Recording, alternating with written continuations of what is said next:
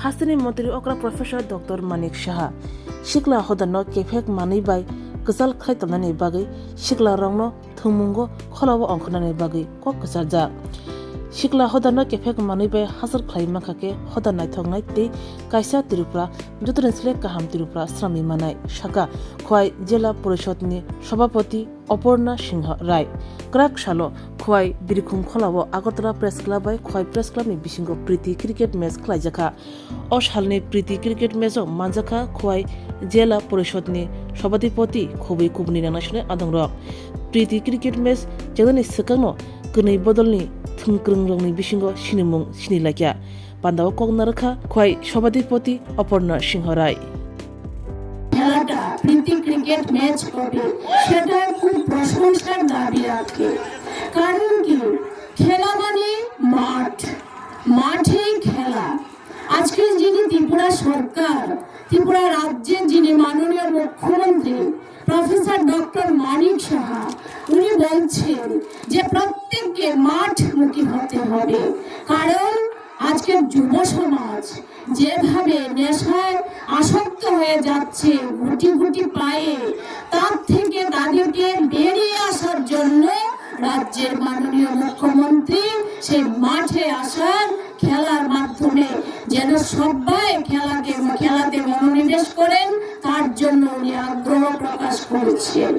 কারণ খেলা ছাড়া হয় না, আমরা জানি স্বাস্থ্যই সম্পদ, স্বাস্থ্য না থাকলে জীবনে উন্নতি করা যায় না। আজকে যারা এখানে খেলা রেখেছেন, Agartala press club, journalist Khowai মহকুমা অ্যাসোসিয়েশন, আপনাদের উদ্দেশ্যে বলছি, আপনারা মহৎ একটা কাজে আপনারা আত্মনিবেশ করেছেন।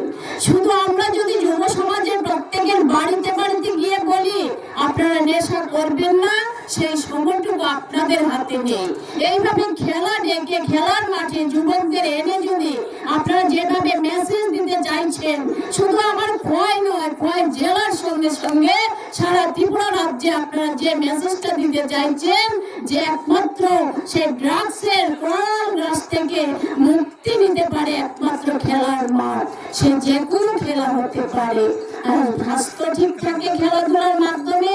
যদি খেলাধুলার মাধ্যমে স্বাস্থ্য ঠিক না থাকে, স্বাস্থ্য ছাড়া জীবনে উন্নতি করা যায় না।